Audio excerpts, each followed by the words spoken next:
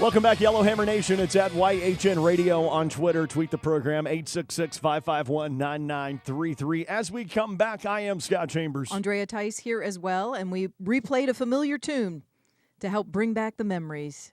We are joined by Cliff Sims, Special Assistant to President Donald Trump, Director of White House Message Strategy, the man that used to sit behind this golden microphone. Cliff Sims, what's up, man? Nice to be with y'all today. It's been a while. It has been a while. Did the music kind of bring back that whole feeling of when you were dashing into the studio here and getting behind the mic? Yeah, it kind of made me remember, like, the best shows that we had were the ones where I just, like, had no idea what was going to happen, and then the music started playing, and we just winged it. Oh, Those are our best shows, too. So you did that, Let's just too. try it. Let's just keep it going. Okay. Yeah, those always end up being our best shows. We call them Monday through Friday. I'll believe it. No. We put lots of preparation in, Cliff.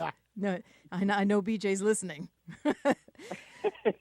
Is Friday Face Off still going? I'm interested to know, like, who's got what are the records right now? I was beat for 14 weeks straight, and then I think it just died. Yeah, he couldn't take the defeat, the series of defeats. But in my defense, Cliff Sims, I really won most of those. But Andrea Tice was always bribed by the guest. It started with Dave, our producer. He was a guest one week and bribed Andrea with a candy bar. It was downhill from that. I mean, I clearly won most of the debates, but I lost regardless every week. He lost. I mean, I believe that is true, and I can say that, and I probably shouldn't say this because, now being a government official and all, but, like, I've been on the other side of bribing Andrea, and it worked. A Baby Ruth candy bar goes a long way on this program. Yeah, I've kind of degraded in what I'll accept because I took a candy bar from Dave. I took office equipment from you. Remember, you bought me the nice chair.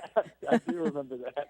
My standards are falling, but hey, I've been raking in some things. It's been fun. So, anyways, this week, you send out, or someone at the White House sends out the 1600 Daily, which I appreciate because it tells everything that Donald Trump is doing, and he's quite a busy guy. I cannot imagine the schedule he is on at his age. It's very impressive. So, tell us about the emphasis on this week for workforce development. Yeah, so today we're actually going to be heading to Wisconsin. We're going to tour a technical college there with Governor Scott Walker. But this event is part of a broader theme this week that is really something that's been going on in Alabama for several years now, and that's workforce development. Mm-hmm. I think there's a couple of things that I would point out that are kind of key principles of what we're doing here. And the first one is that we've got to recognize the value of skills-focused education. Look, there are a lot of pathways to success.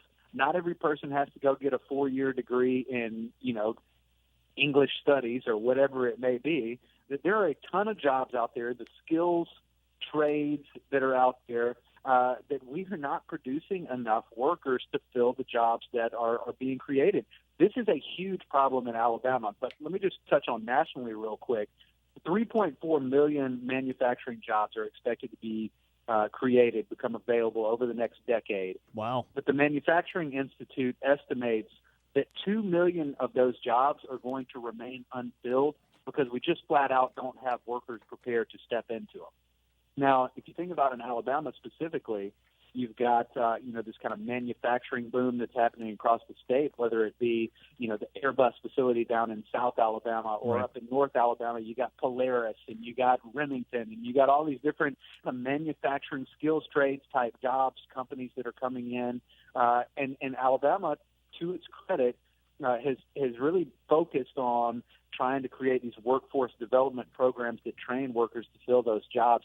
That's just not happening in a lot of parts of the country. And so that's a big focus of the Trump administration. And backing it up even further, I would say one of the main problems and frustrations that I have personally about this and that I see out there is that there is still this stigma attached to the trades.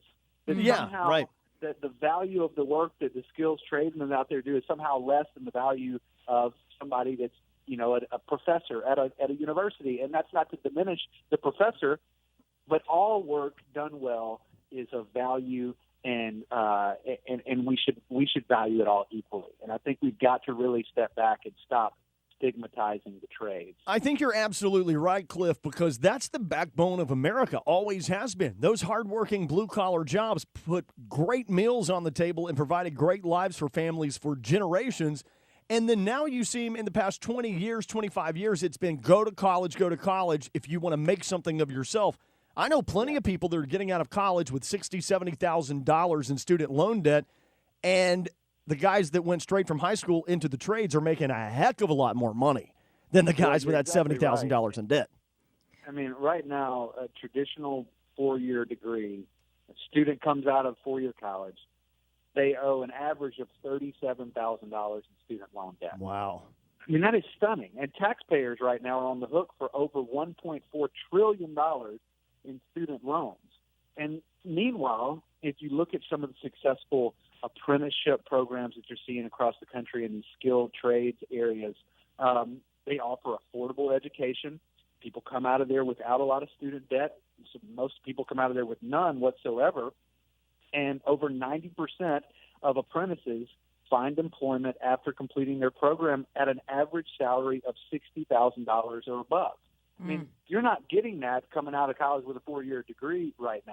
No. So there are tons of electricians and plumbers and skilled craftsmen and tradesmen and welders and you name it out there that are making some serious bank and really providing for their family and building the life that they always hoped and dreamed of, that they probably never thought was possible because they grew up thinking, well, if I go into those fields, that I'm somehow, I'm going to have to, for the rest of my life, live a lesser life than somebody who went out there and got a four-year degree in whatever, theoretical studies that they're doing out there. Right, yeah. Which is and it's just not true. No, it's not. It's really sad because it's just presenting these careers as if it's not representing those careers properly, because when you have an electrician, you are virtually guaranteed nonstop work. Right.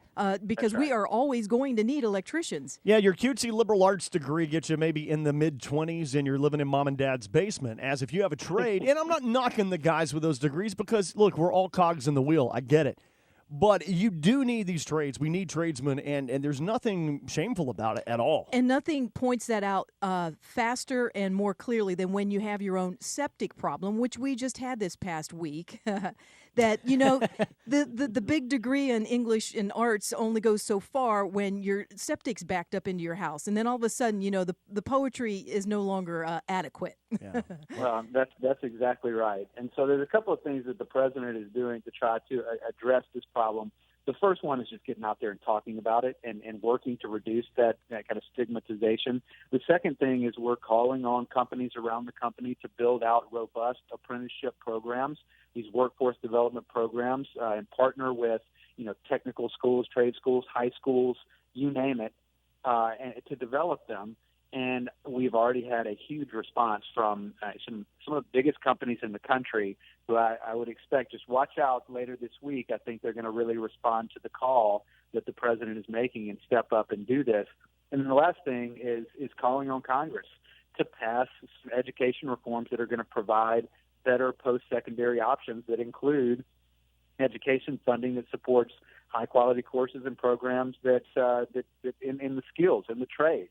And so those are a few things that we're really focusing on this week. So we're heading to Wisconsin today, and got a few more events throughout the week that we'll be traveling around and doing. So it's an exciting effort. I'm glad to be a part of it. It is exciting because President Trump, just paying attention to it and putting it on his agenda and making room for it in his day-to-day life is critical, because we just saw this, I think it was at the beginning of this week, the coal mine in PA open up, and the CEO there was just saying that things have fundamentally shifted in the attitude of the workers there just because of Trump's commitment to seeing that being revitalized. Yeah, Cliff, I truly believe President Donald Trump understands that the trades are the backbone. Donald Trump made a great name for himself and a great living and a successful businessman by working with tradesmen to gain his wealth as a business guy. If anyone in this country understands what it takes to build something from the ground up, it's President Trump, and he knows that those trades are important. I would love to see him come tour some factories in Alabama and talk to the workers here that, and let people realize those jobs are available, and I'm glad to see the president's getting behind that, Cliff. Yeah, no, we'd love to get back down there. I know he loves the state of Alabama. Governor Kay Ivey was up here earlier or late last week. Yeah. And when she introduced herself as the governor of Alabama, the president stopped and was like, Alabama is such a great place. I love it down there. So he had a lot of really nice things to say about the state. But you're right. He is kind of the builder in chief. And it's really funny, even now, he'll walk into a room and he'll kind of kick the carpet a little bit. He'll go over and look at the kind of different, like the craftsmanship and, what went into making, different parts of the building. And he'll make comments on it like, that's quality work right there, or that's not quality work right there.